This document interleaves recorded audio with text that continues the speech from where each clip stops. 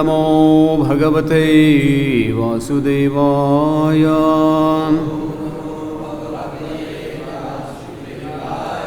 ओम नमो भगवते वासुदेवाय।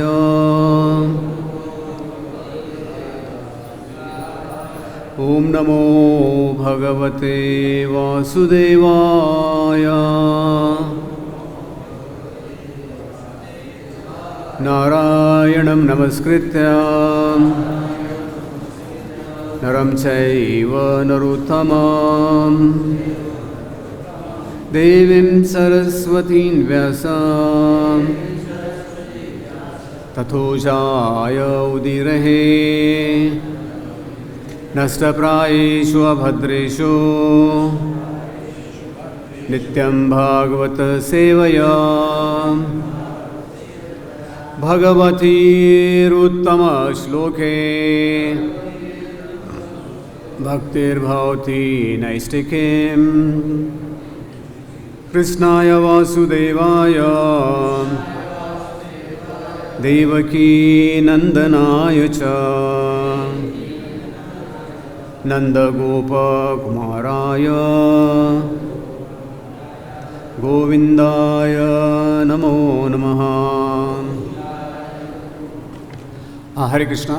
तो आज हम श्रीमद् भागवतम छठा स्कंद अध्याय 17 माता पार्वती द्वारा चित्रकेतु को शाप।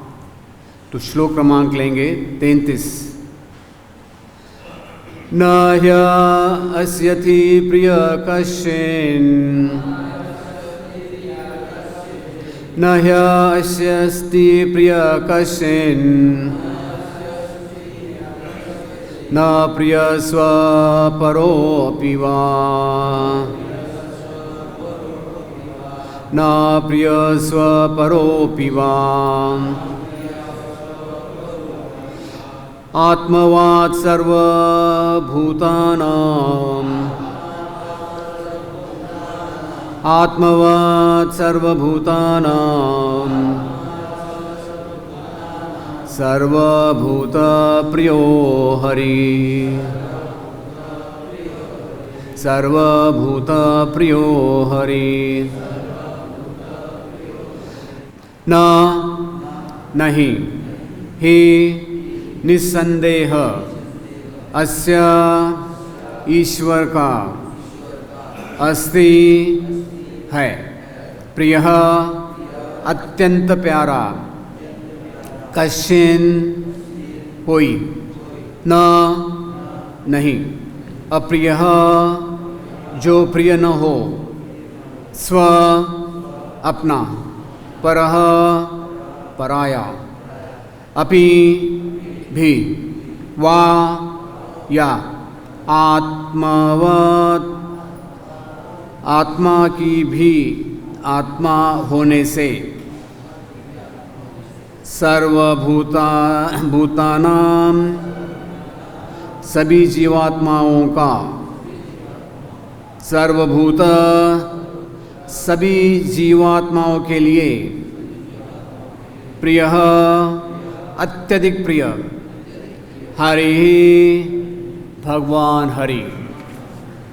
अनुवाद तथा तात्पर्य श्रील एसी भक्तिवेदांत संस्कृतपाद की। अनुवाद। भगवान को न तो कोई अति प्रिय है और न कोई अप्रिय, उनके न तो कोई स्वजन है और न कोई पराया। वे वास्तव में समस्त जीवों के आत्मा के आत्मा है। इस प्रकार वे समस्त जीवों के कल्याणकारी मित्र तथा उन सबों के अत्यंत प्रिय है। तात्पर्य। भगवान का दूसरा स्वरूप समस्त जीवात्माओं का परम आत्मा है।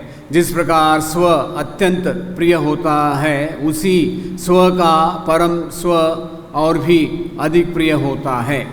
प्रत्येक के लिए समान मित्रवान परमात्मा का कोई भी शत्रु नहीं हो सकता।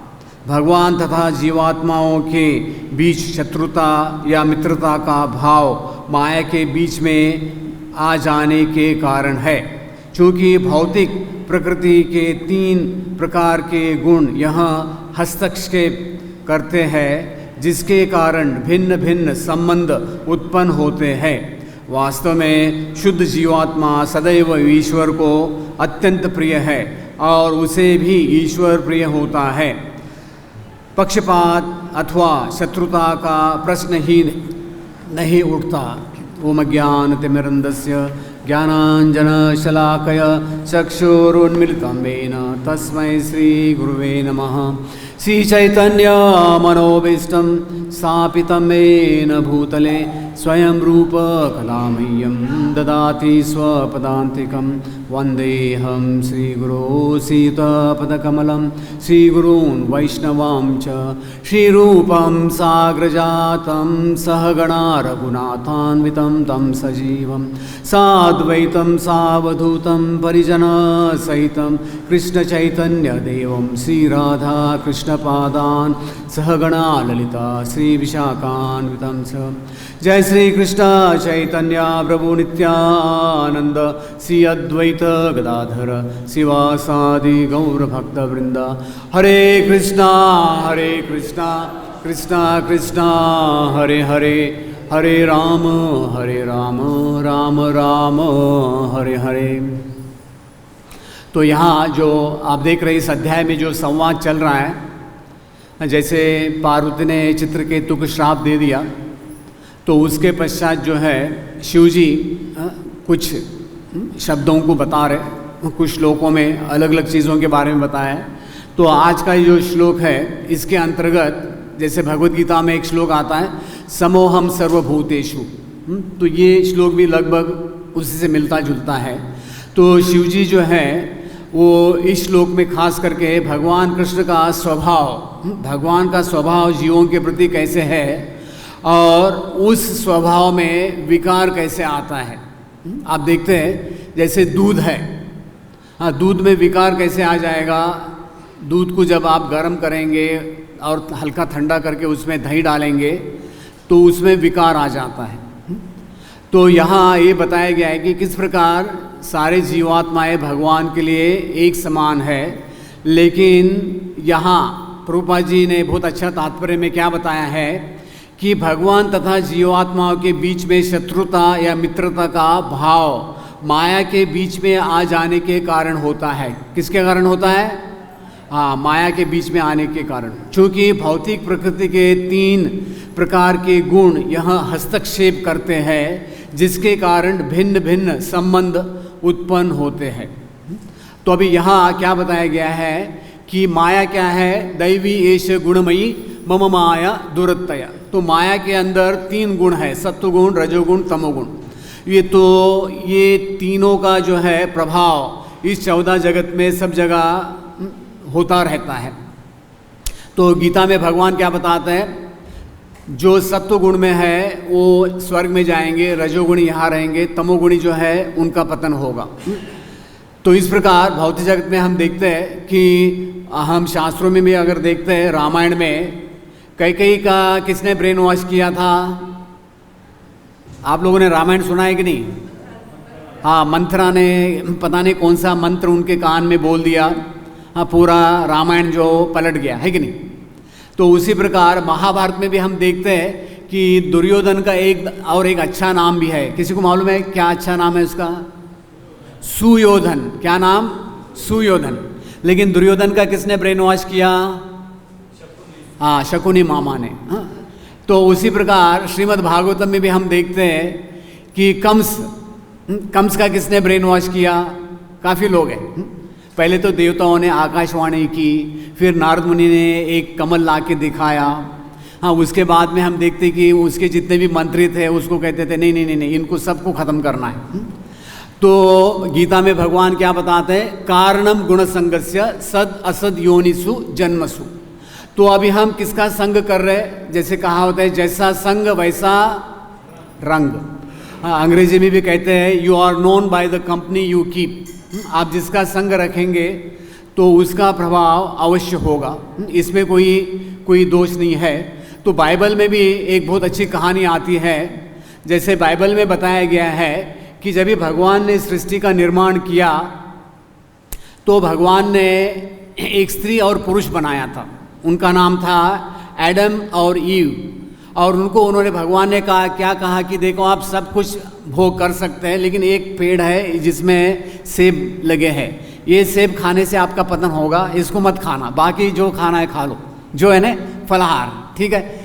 इस प्रकार एक बार क्या हो गया, जो बाइबल में सैटन का मतलब है माया, जो पाखंडी है, तो उसने आके उनको कहा, अरे देखो भगवान ने आपको इसलिए खाने से मना किया है, अगर आप लोग खा लेंगे तो आपको भी आत्म साक्षात्कार हो जाएगा, आप भी भगवान हो जाएंगे। तो भगवान नहीं चाहते आप भी भगवान बने। तो इस प्रकार जो है उस माया ने उनका ब्रेन वॉश किया, तो उन्होंने फल खा लिया, तो उनका फिर पतन हो गया। तो ये बाइबल में एक ऐसी कहानी आती है। तो अभी आप देखते हैं जैसे यहाँ बताया गया है कि जो प्रकृति में जितने भी गुण है 3 गुण, तो हम लोग उसके अधीन में है। अभी प्रकृति में सुबह 10 बजे तक सत्व गुण का प्रभाव होता है, सुबह ब्रह्म मुहूर्त से लेके लगभग 10 बजे तक मौसम, अभी सर्दी का मौसम आ रहा है, सुबह सुबह बहुत अच्छा लगता है कि नहीं। तो दोपहर को आप देखते हैं कि सर गर्म हो जाता है कि नहीं। तो शाम को फिर तमोगुण का प्रभाव, रात भर तमोगुण का प्रभाव रहता है। तो जैसे मैंने बताया भगवत गीता में भी 9वें अध्याय में भगवान क्या बताते हैं, समोहम सर्वभूतेषु न मे द्वेषस्य न प्रिय ये तू भजन्ति माम भक्त्या। लेकिन भगवान ये भी बता रहे कि जो मेरी भक्ति में लगा है, हाँ हमारा उसका वेव लेंथ एक जैसे है, हमारा उनका मिलता जुलता है। तो अभी गीता में भगवान ने क्या बताया है, मैं न तो किसी से द्वेष करता हूँ, न ही किसी के साथ पक्षपात करता हूँ। हाँ, मैं सबों के लिए एक समान हूँ, किंतु जो भी भक्ति पूर्वक मेरी सेवा करता है वह मेरा मित्र है, मुझ में स्थित रहता है और मैं भी उसका मित्र हूँ। तो अभी आप देखते हैं कि कृष्ण भगवान ने पूरा प्रयास किया महाभारत का युद्ध रोकने के लिए, और जब ही उन्होंने देखा कि दुर्योधन बिल्कुल एक सुई की नोक की बराबर का भी जगह देने के लिए तैयार नहीं है, तो भगवान द्वारका लौट के गए। तो फिर जो है यहाँ अर्जुन ने सोचा अगर मैं कृष्ण भगवान को अपना सारथी बना लूँगा तो हो सकता है हम युद्ध को जीत लेंगे। तो अर्जुन ने विचार किया चलो हमें अब द्वारका चलते हैं। तो दुर्योधन ने अपने जो है स्पाई जो उनके ऊपर लगाए थे, उन्होंने पूछा अरे देखो अर्जुन के ऊपर थोड़ा ध्यान रखना क्या करता है। तो जब ही दुर्योधन को पता चला कि अर्जुन जो है वो द्वारका जा रहा है, तो दुर्योधन शॉर्टकट मार के वो भी वहाँ चला गया द्वारका। तो जब ही वहाँ द्वारका वो पहले दुर्योधन पहुँच गया तो जाके भगवान के सर के पास ही बैठ गया। तो लेकिन जब ही अर्जुन बाद में पहुँचे तो भगवान के चरणों में बैठ के जाके, ठीक है। तो कृष्ण भगवान तो अंतर्यामी है, वो सब जानते हैं क्या हो रहा है। तो जब ये भगवान की आंख खुली तो सामने अर्जुन बैठे थे, अर्जुन दिखाई दिए क्योंकि ये पीछे बैठा था, एक ऐसे तो अज्ञान में था दुर्योधन। तो दुर्योधन कहने लगा हम पहले आए, हमारी मांगे पहली पूरी करना होगा। लेकिन कृष्ण भगवान ने कहा अरे देखो अर्जुन तुम्हारा छोटे भाई जैसा है, तो उसकी इच्छा पहले पूरी करनी चाहिए। तो अर्जुन ने कहा देखो मैं कोई सेना की मदद के लिए नहीं आया, मैं यही चाहता हूँ कि आप मेरे सारथी बन जाओ, बस उतना ही है। तो दुर्योधन अंदर ही अंदर फुलाना समाया, इतना खुश हो गया। तो दुर्योधन ने कहा अगर ये नारायणी सेना आपकी कुछ काम की नहीं है, आप तो युद्ध नहीं कर रहे, तो ये नारायणी सेना मुझे दे दो। तो किसी को मालूम है कितनी नारायणी सेना कितने थे, कितना ये था नारायणी सेना का, कितने ये थे महाभारत के युद्ध में कितने ये थे अक्षुनी। अक्षुनी का मतलब जानते हैं, चलो वो कभी बताएंगे। तो 14 अक्षुनी थे, जिसमें दुर्योधन के इसमें 2 नारायणी सेना की 2 अक्षुनियाँ थी, ठीक है। तो अभी आप यहाँ देखते हैं कि भगवान ने कोई पक्ष लिया नहीं है, लेकिन अवश्य भगवान जो है अर्जुन के सारथी बने। तो हमें मालूम होना चाहिए कि भौतिक जगत में आज के श्लोक में जो बता रहे हैं यहाँ सुखदेव गोस्वामी कि भौतिक जगत में जो जीव है उनके अंदर 2 प्रकार है, भक्तों के अंदर भी 2 प्रकार है, आगे बताएंगे। तो 16वां जो 15वां अध्याय है उसमें छठा जो श्लोक है, अभी पुरुषोत्तम मास चल रहा है। तो दावमो पुरुषे लोके क्षर अक्षर एव च क्षर सर्वाणि भूतानि कुटस्थोक्षर उच्यते। तो भगवान क्या बता रहे कि जीव दो प्रकार के हैं, च्युत और अच्युत। भौतिक जगत में प्रत्येक जीव च्युत अक्षर होता है और आध्यात्मिक जगत में प्रत्येक जीव अच्युत अक्षर कहलाता है। तो भौतिक जगत में सबका पतन निश्चित है, जात से ही ध्रुव और मृत्यु। लेकिन जो भक्त होते हैं वो वास्तविक स्थिति को जानते हैं, लेकिन जो अभक्त है वो जो है खास करके जो असुरगण है वो भगवान की बात मानते नहीं। तो अभी प्रभुपाद जी तात्पर्य में क्या लिखते हैं कि यहाँ प्रश्न किया जा सकता है कि ये गीता के तात्पर्य में प्रभुपाद जी लिखते हैं, जब कृष्ण सबों के लिए एक समान है और उनके लिए कोई विशिष्ट मित्र नहीं है, तो फिर वे उन भक्तों में विशेष रुचि क्यों लेते हैं जो उनकी दिव्य सेवा में सदैव लगे रहते हैं। किंतु यहाँ भेदभाव नहीं है, यह तो सहज है। तो अभी कोई बता सकता है आप में से भगवान भक्तों का पक्ष क्यों लेते हैं? कोई बता सकता है? भक्तों का मतलब है देवताओं का। जैसे आप देखते हैं कि देवताओं को भगवान ने कहा था कि आप लोग यदुवंश में जन्म लेना, तो उन्होंने उनकी बात मानी। जब ये समुद्र मंथन हो रहा था तो भगवान ने कहा देवताओं को, जो असुर बोलेंगे यस सर बोलो, है कि नहीं? तो भगवान देवताओं का साइड क्यों लेते हैं? किसी को उत्तर मालूम नहीं? हाँ हाँ, भगवान के अधीन, भगवान की बात मान लेते, ठीक है। हाँ, तो ये यानी देवताओं का एक अच्छा गुण है क्योंकि वो भगवान की बात मान लेते हैं, ठीक है। लेकिन जो असुरी प्रवृत्ति के जो लोग हैं वो हमेशा भक्तों की घृणा करते हैं और भगवान की तो करते ही हैं, उसमें कोई डाउट नहीं है। तो इस प्रकार आप देखते हैं कि भगवान भक्तों का इसलिए साइड लेते हैं क्योंकि जो है भक्त जो है भगवान की बात मानते हैं। तो श्रीमद् भागवतम में 7वें स्कंद में परीक्षित महाराज जो है उन्होंने सुखदेव गोस्वामी से जिज्ञासा किया, क्योंकि आप जैसे मैंने सुना है कि भगवान समदर्शी है, लेकिन जब भी भगवान ने हिरण्याक्ष का वध किया तो उस वक्त जो है उन्होंने पूछा, वो एक बहुत अच्छा श्लोक आता है, वो बताते हैं सह प्रिय सुधर ब्राह्मण भूतानां भगवान स्वयं इंद्रियार्थे कथम दैतम अभिद विष्णु यथा। वो क्या बता रहे? राजा परीक्षित ये पूछ रहे, हे ब्राह्मण, भगवान विष्णु सबों के लिए शुभ चिंतक होने के कारण हर एक को समान रूप से अत्यधिक प्रिय है, तो फिर उन्होंने किस तरह एक साधारण मनुष्य की भांति इंद्र का पक्षपात किया और उसके शत्रुओं को मारा। सबों के प्रति समभाव रखने वाला व्यक्ति कुछ लोगों के तरह किस के प्रति पक्षपात करेगा और अन्यों के प्रति शत्रु भाव रखेगा। हे सौभाग्यशाली तथा विद्वान ब्राह्मण, यह अत्यंत संदेहास्पद विषय बन गया है कि नारायण पक्षतापूर्ण है या निष्पक्ष है। कृपया निश्चय साक्ष्य द्वारा मेरे इस संदेह को दूर करे कि नारायण सर्वदा उदासीन तथा सबों के प्रति सम है।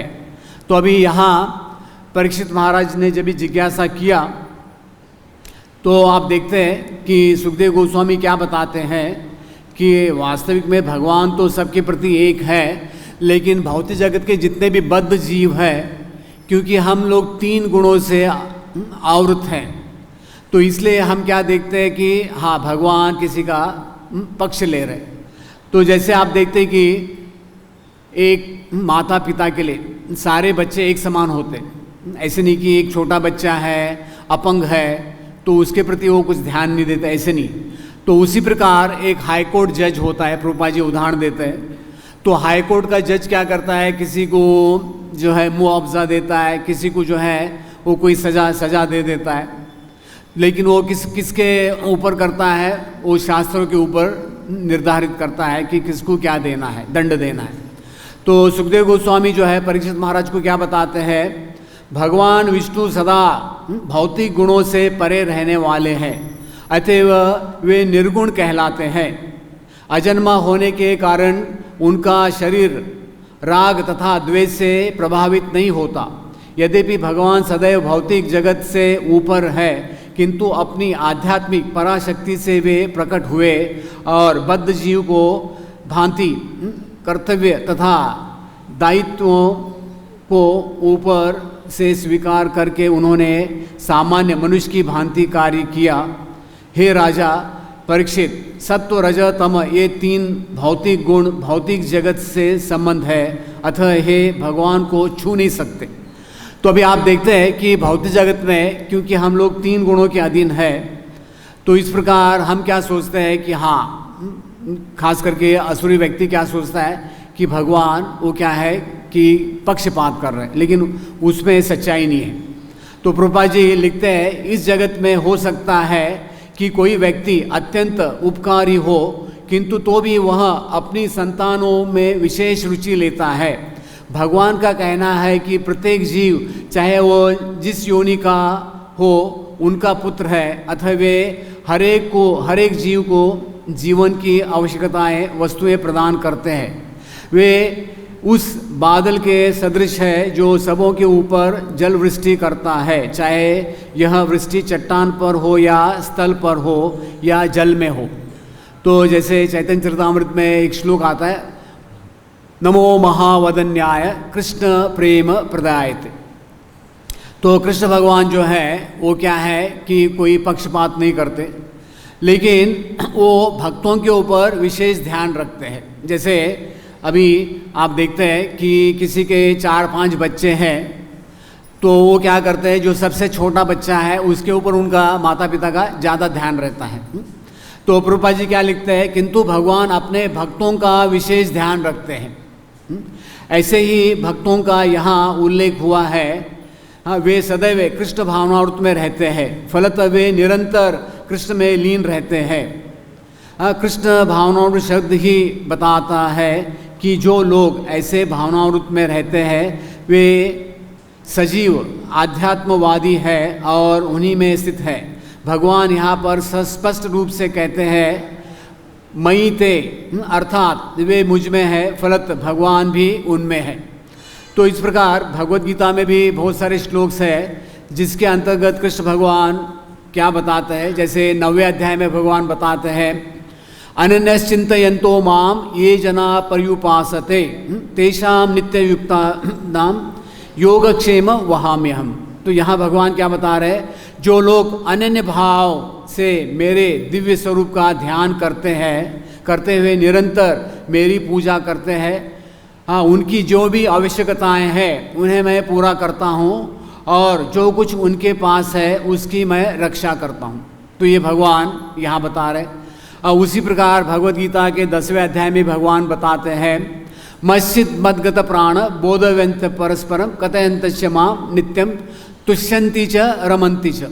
तो यहाँ भगवान क्या बताते हैं, मेरे भक्त शुद्ध भक्त के विचार मुझ में वास करते हैं, उनके जीवन मेरी सेवा में अर्पित रहते हैं और वे एक दूसरे को ज्ञान प्रदान करते तथा मेरे विषय में बातें करते हुए परम संतोष तथा आनंद का अनुभव करते हैं। तो अभी आप देखते हैं कि इन 2 श्लोक में हम ये समझ सकते हैं कि किस प्रकार भगवान एक विशेष ध्यान रखते हैं। तो ऐसे शास्त्रों में उल्लेख आता है कि भगवान कभी कभी क्या करते हैं कि अगर कहीं कुछ प्रॉब्लम होने वाला है तो खास करके वहाँ पहले ही कोई पूर्व निश्चित एक स्थिति निर्माण करते हैं। जैसे भागवतम के 9वें स्कंद की लीला में हम देखते हैं, दुर्वास मुनि की लीला है। उस लीला में ये बताया जाता है कि भगवान ने पहले ही सुदर्शन को एडवांस पार्टी में भेज दिया था वहाँ, क्योंकि उनको मालूम था कि दुर्वास मुनि कुछ पंगा करने वाला ही है। तो ये बड़ी लंबी लीला है। जब भी आप लोग देखते हैं कि जैसे सुदर्शन तुरंत आए दुर्वास मुनि को भस्म करने के लिए, तो दुर्वास मुनि वहाँ से 9 to 11 9 2 11 हो गए। पहले जो है वो शिव जी के पास गए, शिव जी ने कहा अरे निकल जाओ नहीं तो मेरा कैलाश भी जल जाएगा। तो ब्रह्मा जी के पास गए, ब्रह्मा जी ने कहा अरे मैं भी आपका कोई मदद नहीं कर सकता। तो वहाँ से वो दौड़ के गए, कहाँ, वैकुंठ पहुँच गए। तो वैकुंठ में विष्णु भगवान ने क्या कहा, एक बहुत अच्छा श्लोक आता है, अहम भक्त पराधीनो ह्य अस्वंतरो विद्विज साधुभिर्ग्रस्त हृदयो भक्तिर्भक्त जन प्रिय। तो भगवान क्या बता रहे, भगवान ने दुर्वास मुनि से क्या कहा, मैं पूर्णतः अपने भक्तों के वश में हूँ, निस्संदेह मैं तनिक भी स्वतंत्र नहीं हूँ, क्योंकि मेरे भक्त भौतिक इच्छाओं से पूर्णतः रहित होते हैं, अतएव मैं उनके हृदय में ही निवास करता हूँ। हाँ, मुझे मेरे भक्त ही नहीं, मेरे भक्तों के भक्त भी अत्यंत प्रिय है। तो यहाँ भगवान क्या बता रहे हैं, मेरे भक्तों के भक्त मुझे अत्यंत प्रिय है। तो चैतन्य चरितामृत में बहुत अच्छा उदाहरण आता है कि चैतन्य महाप्रभु जो है, आप देखते हैं कि वो जो अपनी लीला करते थे, खास करके शतप्रिय लीला वगैरह श्रीवास ठाकुर के घर में। तो एक बार उन्होंने श्रीवास ठाकुर के घर में उनके घर के जितने भी लोग थे उनको भी अपना दिव्य रूप दिखाया था, और उन्होंने कहा था कि श्रीवास के घर के कोई भी नौकर, हालांकि कुत्ते भी हैं, वो भी मुझे प्रिय हैं। तो अगर आप देखते हैं कि भगवान को भगवान के जो भक्तों के जितने भी पार्षद हैं वो भी अति प्रिय है। जब भी आप देखते हैं चैतन्य चरितामृत में एक उल्लेख आता है, तो सार्वभौमा भट्टाचार्य का एक दामाद था। तो एक बार चैतन्य महाप्रभु ने ये चतुर्मास खत्म होने के बाद चैतन्य महाप्रभु को कहा, आप मेरे घर आओ प्रसाद लेने के लिए, मैं जानता हूँ आप कितना प्रसाद ले सकते हैं। तो सार्वभौमा भट्टाचार्य ने उनके लिए इतना सारा प्रसाद रखा था, लेकिन ये दामाद था, ये बड़ा ईर्ष्यालु था। तो एक मौका देख रहा था कि किस प्रकार मैं जाके चैतन्य महाप्रभु को थोड़ा कुछ अपशब्द बोल दूँ।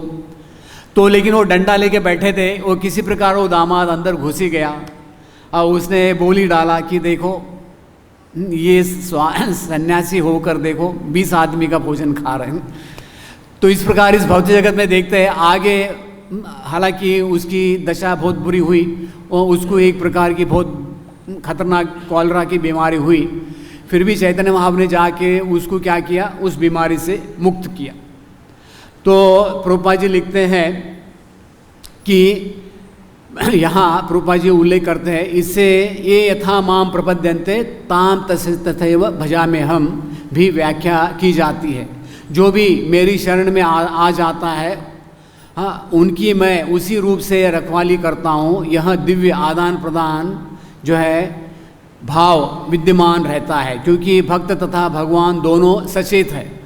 तो अभी भगवान किस प्रकार आदान प्रदान करेंगे, ये यथा माम प्रपद्यते।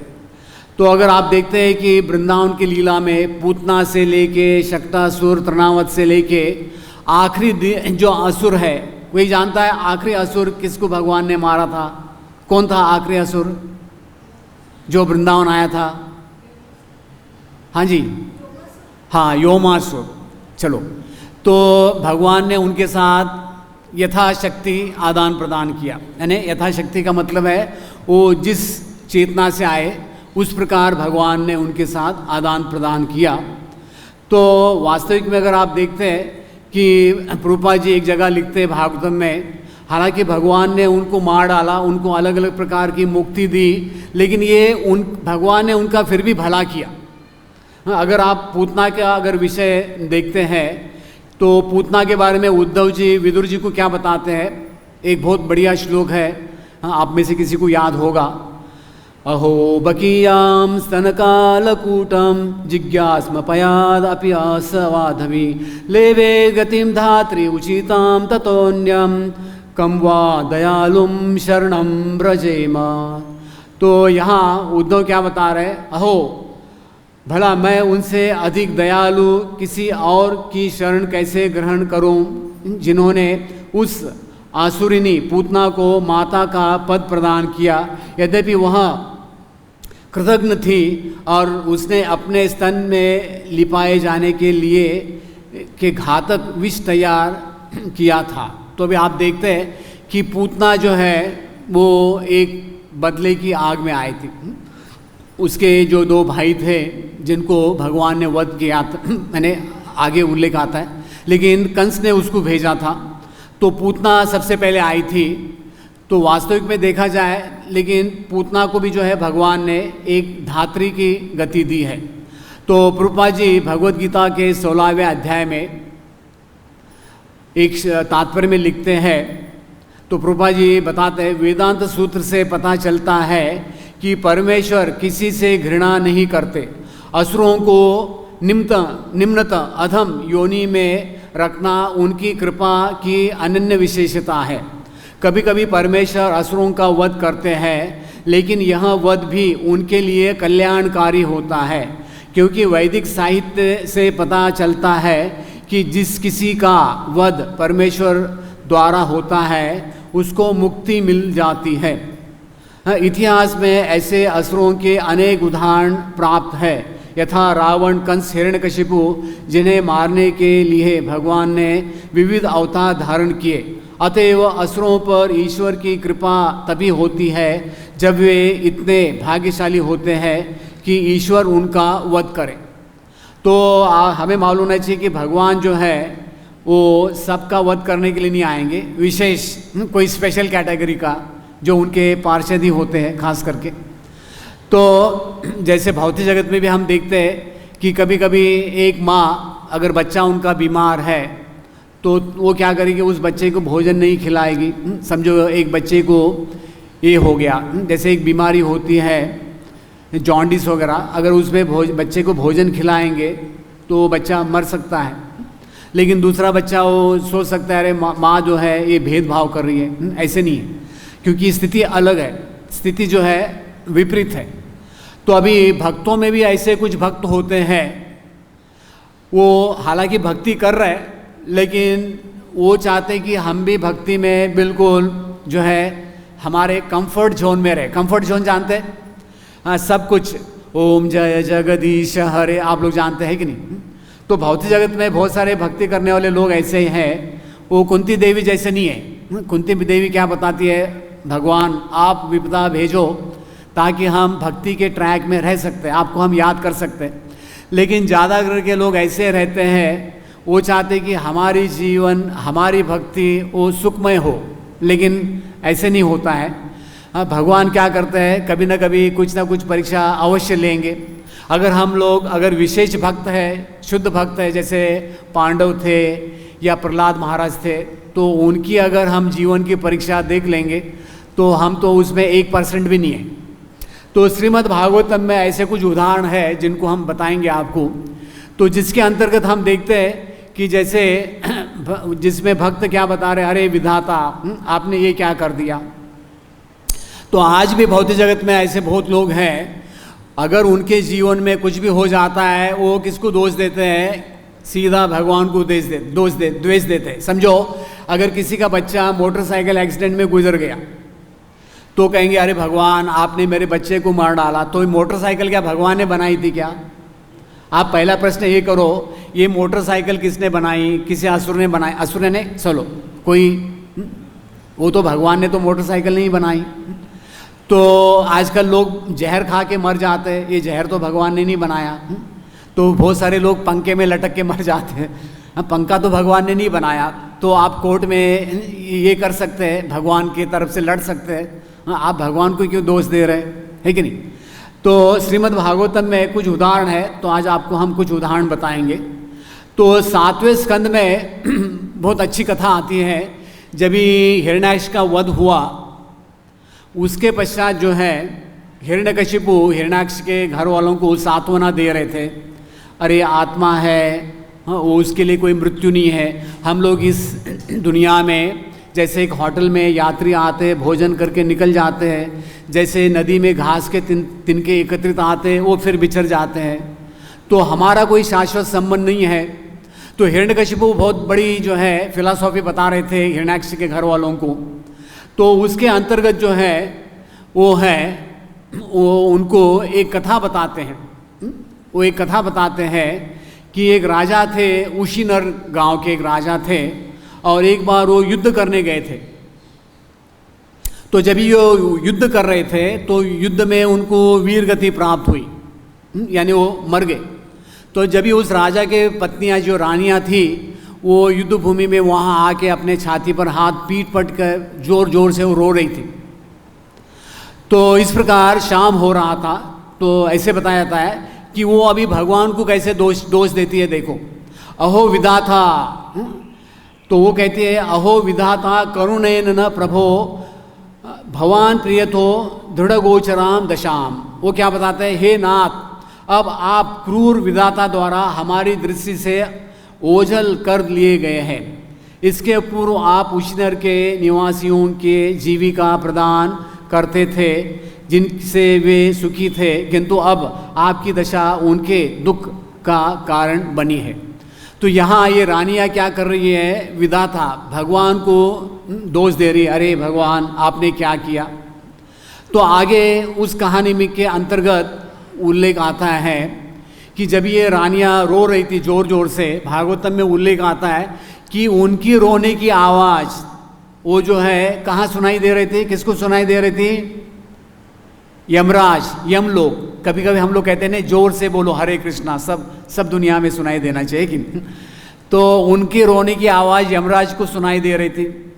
तो यमराज जी ने सोचा चलो ये लोग मूर्ख है, जाके हम कुछ इनको उपदेश देते हैं। तो वहाँ यमराज जी आते हैं एक बच्चे का रूप धारण करके और कहते हैं कि आप लोग इतने अज्ञानी हैं, अगर आप जिंदगी भर रोते रहोगे यहाँ, फिर भी ये आदमी फिर से जीवित नहीं होने वाला। तो यमराज जी फिर वो उनको जो है एक कहानी बताते हैं। इस कहानी में और एक कहानी आती है, तो वो कुलिंग पक्षियों की कहानी बताते हैं। और इस कुलिंग पक्षियों की भी ऐसी कहानी है, जो कुलिंग पक्षी वो भी भगवान से कहता है, अरे भगवान मेरी पत्नी को लेके आपको क्या मिला। तो इस प्रकार हम देखते भौतिक जगत में लोग भगवान को दोष देते हैं। जैसे एक पादरी थे यूरोप में, उनका नाम था, वो एक बड़े पादरी थे हावर्ड कुशनर, इनका नाम था एक हावर्ड कुशनर। उनका एक बच्चा था 10 साल का, तो उस बच्चे को एक बीमारी हुई, उस बीमारी का नाम था प्रोजेरिया। उस बीमारी से एक व्यक्ति 10 साल में बूढ़ा होकर मर जाता है। ऐसे तो हमें बूढ़ा होने के लिए 100 साल शास्त्रों में बताया जाता है कि एक व्यक्ति 125 साल जी सकता है कलयुग में। एक व्यक्ति को 100 साल तक बीमारी नहीं होनी चाहिए, लेकिन 100 साल के बाद में बीमारियां होती हैं, ऐसे शास्त्रों में उल्लेख दिया है। लेकिन ये जो है पादरी थे, उसका लड़का 10 साल में ही बूढ़ा होके मर गया। तो उसको बड़ा दुख हुआ। तो भगवान से कहने लगे, अरे भगवान अगर आप सर्व शक्तिशाली हैं, लेकिन आपके अंदर कोई करुणा नहीं है। आजकल करुणा आप लोग जानते हैं, करुणा सबके ऊपर है कि नहीं। तो कहने लगे कि आपके अंदर कोई करुणा नहीं है, आपने मेरे पुत्र को मार डाला। अगर आपके अंदर करुणा है, लेकिन आप सर्व शक्तिशाली हो नहीं सकते, क्योंकि मेरा पुत्र वो बूढ़ा होकर मर गया। तो इस प्रकार लोग अलग अलग प्रकार के जो है वो दोष भगवान के ऊपर देते हैं। तो यमराज जी जो है वो जो कथा बता रहे हैं, वो क्या बताते हैं, तो हे स्वर्ग के रानियों, नर कुलिंग पक्षी अपनी पत्नी को विधाता के अत्यंत स्वप्नपूर्ण चंगुल से पड़ी देखकर अत्यंत दुखी हुआ। स्नेहवश बेचारा पक्षी अपनी पत्नी को छुड़ा न सकने के कारण उसके लिए शोक करने लगा। ओह विधाता कितना क्रूर है, मेरे पत्नी असहाय होने से ही ऐसी विषम स्थिति में है और मेरे लिए विलाप कर रही है। भला विधाता इस बेचारे मादा पक्षी को लेकर क्या पाएगा, उसे क्या लाभ होगा। यदि निर्दयी विधाता मेरी अर्धांगिनी मेरी पत्नी को के लिए ले जा रहा है, तो वह मुझे भी क्यों नहीं ले जाता। आधा शरीर लेकर और अपनी पत्नी की क्षति से विरहित होने के होकर मेरे जो है जीने से क्या लाभ। हाँ, मुझे इस तरह से क्या मिलेगा। अभी आप देखते हैं एक कहानी बता रहे यमराज जी कुलिंग पक्षी की। तो ऐसे गोपियों ने भी जो क्या किया था, जब ये अक्रूर जी आए थे, अक्रूर जी कृष्ण बलराम जी को जब ले जाने आए थे, तो उस वक्त गोपियों ने भी जो क्या किया था, उन्होंने भी विधाता को ऐसे ही कहा था। तो गोपियों ने क्या कहा, गोपियों ने कहा, हे विधाता आप में तनिक भी दया नहीं है। आप देहधारी प्राणियों को मैत्री तथा प्रेम द्वारा एक दूसरे के पास लाते हैं और तब उनकी इच्छाओं के पूरी होने के पूर्व ही व्यर्थ में उन्हें विलग कर देते हैं। आपका यह भ्रमपूर्ण खेलवाड़ बच्चों को चेष्टा के समान है, बच्चों की चेष्टा के समान है। तो ऐसी और एक कहानी आती है भागवतम में, चित्रकेतु, राजा चित्रकेतु। अगर आप लोगों ने सुना होगा, राजा चित्रकेतु, उनकी पत्नी जो है उसने भी भगवान से ऐसे ही ये कहा था, हे विधाता, हे सृष्टिकर्ता, तू निश्चय ही अपने सृष्टि कार्य में अनुभवहीन है। जैसे गोपियों ने कहा था ब्रह्मा जी को, आप जानते नहीं कि सृष्टि कैसे बनाना चाहिए, तो क्योंकि पिता के रहते हुए तूने उसके पुत्र की मृत्यु होने दी और इस तरह उसे अपनी ही सृष्टि के नियमों के विपरीत कार्य किया है। यदि तू नियम भंग करने पर ही तुला है तो तू निश्चित ही समस्त जीवात्माओं का शत्रु और निर्दयी है। तो ये राजा चित्रकेतु की जो पत्नी थी उसने ये कहा था। तो इस प्रकार आप देखते हैं कि लेकिन जो भगवान के जो सच्चे भक्त होते हैं वो कभी भगवान को दोष नहीं देंगे। अगर आप देखते हैं कि पांडवों के जीवन में हाँ इतना दुख आया, ऐसे एक पुराण में कथा आती है कि एक बार जाके नारद जी ने विष्णु भगवान से कहा, अरे विष्णु भगवान जी, अगर पांडवों की अगर चरित्र लोग सुनेंगे तो वो कभी आपके भक्त नहीं बनेंगे, क्योंकि उनके जीवन में इतना दुख आया। लेकिन भगवान की जो प्रिय भक्त है तो भगवान उनके प्रति क्या बताते हैं, यस्याहम अनुग्रहामि तज्जनम शनय। भगवान क्या बताते हैं कि जो व्यक्ति मुझे प्रिय है तो मैं क्या करता हूँ, उसका धन, घर, परिवार, समाज धीरे धीरे एक एक करके मैं सब कुछ उससे अलग कर देता हूँ, ताकि उसकी आसक्ति उनके अंदर दिन प्रतिदिन कमी होती जाए। तो प्रभुपाद जी लिखते हैं, मैं अपने भक्त पर जो सबसे पहली कृपा दिखाता हूँ वह है उसके समस्त ऐश्वर्य का हरण। जो ऐश्वर्य भक्ति में बाधक हो उसे भगवान ले लेते हैं, किंतु यदि कोई व्यक्ति भक्ति में परिपक्व है तो वे उसे सारी भौतिक सुविधाएं प्रदान करते हैं। तो अभी आप देखते हैं कि जब भी प्रभुपाद जी, उनका भी जीवन ऐसे ही एक प्रकार था, तो प्रभुपाद जी चाहते थे कि वो बहुत बड़ी फैक्ट्री मुनाफा करके फिर आगे भक्ति का प्रचार करें, ऐसे उनका मन में विचार था। लेकिन ऐसे हुआ नहीं। अब प्रभुपाद जी का पूरा फैक्ट्री का जो है उसमें आग लग गया, दिवाला हो गया, सब कुछ प्रभुपाद जी को त्यागना पड़ा। तो फिर आगे जब भी प्रभुपाद जी ने इस्कॉन को स्थापना किया तो एक बार प्रभुपाद जी अपने भक्तों को बता रहे थे, देखो भगवान ने मेरे से पहले सब कुछ छीन लिया। हालांकि एक बार क्या हो गया कि प्रभुपाद जी ने एक भगवत गीता के ऊपर पहले प्रभुपाद जी ने एक टीका लिखा था, वो गीता प्रभुपाद जी ने घर में रखा था। तो एक बार क्या हो गया कि उनके पत्नी ने चाय के बिस्किट के लिए, अंग्रेज लोगों ने ये चाय दिया है, आजकल ये परिक्रमा में भी वो बांटते हैं, तो हमें कहना चाहिए अंग्रेज का जहर है। तो क्या हो गया कि उनके पत्नी ने क्या किया कि ये चाय का बिस्किट बेचने वाले को वो जो है प्रभुपाद जी का जो टीका था भगवत गीता का वो बेच दिया। तो प्रभुपाद जी आए, घर में ढूंढ रहे थे वो किताब किधर है, मिल नहीं रही थी। तो प्रभुपाद जी ने उनको कहा, अरे ये आपने क्या किया? तो प्रभुपाद जी ने कहा, टी और मी, अंग्रेजी में, आपको चाय चाहिए मैं चाहिए? तो उनके पत्नी ने कहा, नहीं हम चाय से खुश हैं। तो प्रभुपाद जी ने तुरंत घर छोड़ दिया। तो इस प्रकार प्रभुपाद जी बता रहे थे भक्तों को, पहले तो भगवान ने मेरा पूरा दिवाला कर दिया, लेकिन अभी मुझे भगवान ने इतना दिया है कि मैं एक जगह एक दिन नहीं रह सकता, और इतना मेरे पास भव्य क्या है, ऐश्वर्य है। तो इस प्रकार भगवान जो है, जो परिपक्व भक्त है, उनके लिए कोई भी जो है वो सुविधाएं वो दे देते हैं। तो इसमें प्रभुपाद जी लिखते हैं कि भगवान क्या करेंगे, ये यथा माम प्रपद्यन्ते, जैसे हमारी चेतना है उस प्रकार ही भगवान आदान प्रदान करेंगे। तो श्रीमद् भागवतम के अंतर्गत 11वें अध्याय में 10वें स्कंद में एक बहुत अच्छा उल्लेख आता है। जब भी 17वें अध्याय में सुखदेव गोस्वामी बताते हैं, जब भी कृष्ण और बलराम जी ने मथुरा प्रवेश किया और मथुरा में जब भी उन्होंने धनुष को तोड़ दिया, फिर कुब्जा, फिर सुदामा, उनसे धोबी का वध किया, और जब भी उन्होंने वो अखाड़े में प्रवेश किया, अखाड़ा जानते हैं जहाँ मल्ल युद्ध होने वाला था, तो एक बहुत सुंदर श्लोक आता है, मल्लानाम स्नय नृणाम नरवर स्त्रीणाम स्मरो मूर्तिमान गोपानाम स्वजनो शताम क्षति भुजाम शत स्वपित्रो शिशु मृत्योर्भोजपतेर्विदिशुदाम तथम पर योगिनां विष्णुनां पर दैवेति विदितो रंगम गत साग्रजः।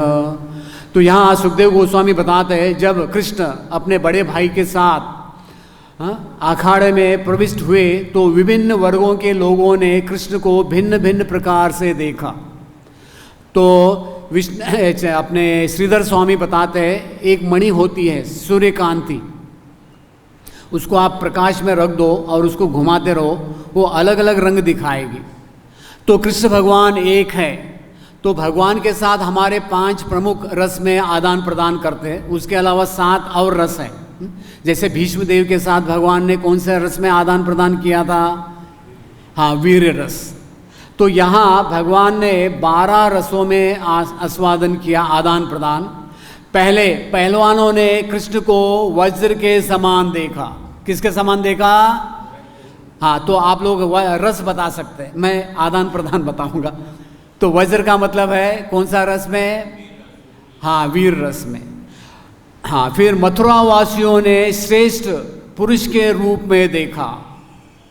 मथुरा वासियों ने भगवान को श्रेष्ठ पुरुष के रूप में देखा। चलो आप कोई बता सकता है इसमें कौन से इसमें भगवान ने आदान प्रदान किया? हाँ, तो मथुरा वासी ने उन्होंने भगवान को जो है भगवान के जो ऐश्वर्य है उनको भगवान के भगवत्ता के रूप में देखा। स्त्रियों ने साक्षात कामदेव के रूप में, ये कौन सा रस आ गया? हाँ, ग्वाल बालों ने अपने संबंधी के, ग्वालों ने यानी वहाँ ग्वाल बाल आए थे, नंद महाराज भी थे, तो उन्होंने अपने संबंधी यानी मित्र के रूप में देखा। फिर दुष्ट शासकों ने दंड देने वाले के रूप में देखा, यमराज जी के रूप में देखा। उनके माता पिता वहाँ देवकी वसुदेव भी उपस्थित थे, उन्होंने अपने शिशु के रूप में देखा, तो वात्सल्य रूप में देखा। भोजराज ने मृत्यु के रूप में देखा, दंड के रूप में देखा।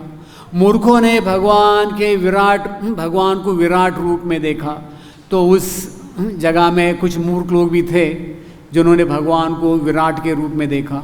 फिर वहाँ योगी लोग भी थे, योगियों ने परम ब्रह्म के रूप में देखा। फिर वृष्णियों ने अपने परम आराध्य देव के रूप में देखा। तो वहाँ जो है वृष्णि अंश के लोग थे, उन्होंने भी भगवान को देखा। तो इस प्रकार आप देखते हैं, तो भगवान ने यहाँ 10 प्रकार से आदान प्रदान किया। तो प्रभुपाद जी बताते हैं शुद्ध अवस्था में जीव भक्त कहलाता है, परमेश्वर अपने भक्तों के भी भक्त बन जाते हैं। तो इस प्रकार हमें मालूम होना चाहिए भक्तों का और भगवान का आदान प्रदान वो चलता रहता है। तो रूप गोस्वामी ने एक ग्रंथ लिखा है पद्यावली, अभी समय की कमी है, तो उसमें वो क्या बताते हैं कि भगवान क्या है? भक्त्या तुष्यति केवलम न च गुणैर भक्ति प्रियो माधव। हाँ, भगवान केवल भक्ति के भूखे हैं। वो क्या बताते हैं कि शिकारी धर्म उसकी कोई जो है निष्ठा नहीं थी, ध्रुव की कोई आयु नहीं थी, गजेंद्र में कोई ज्ञान नहीं था, कुब्जा की कोई सुंदरता नहीं थी, सुदामा के पास कोई धन नहीं था, और विदुर का जो है कोई खानदान नहीं था, और उग्रसेन के अंदर कोई बल नहीं था। लेकिन भगवान माधव केवल उनसे, उनके भक्ति से क्या हो गए? उनसे प्रसन्न हो गए। तो भगवत गीता में भी भगवान क्या बताते हैं? भक्त्या तो अनन्य शक्या, भक्त्या माम अभिजानाति। इस प्रकार हमें मालूम होना चाहिए कि भौतिक जगत में जो है लोग जो भक्ति में नहीं लगे हैं वो भगवान को कभी सोचेंगे भगवान पक्षपात लेते हैं। तो चैतन्य चरितामृत में भी कृष्णदास कविराज गोस्वामी बताते हैं भुक्ति मुक्ति सिद्धि सकली अशांत कृष्ण भक्त निष्काम अतएव शांत। तो इसलिए हमें मालूम होना चाहिए कि हाँ, कि भगवान जो है वो जो भी वो डिसीजन ले रहे, तो हर एक चीज़ में हमें क्या करना चाहिए? भगवान का हाथ देखना चाहिए। किसका हाथ देखना चाहिए? हाँ, हर एक स्थिति में।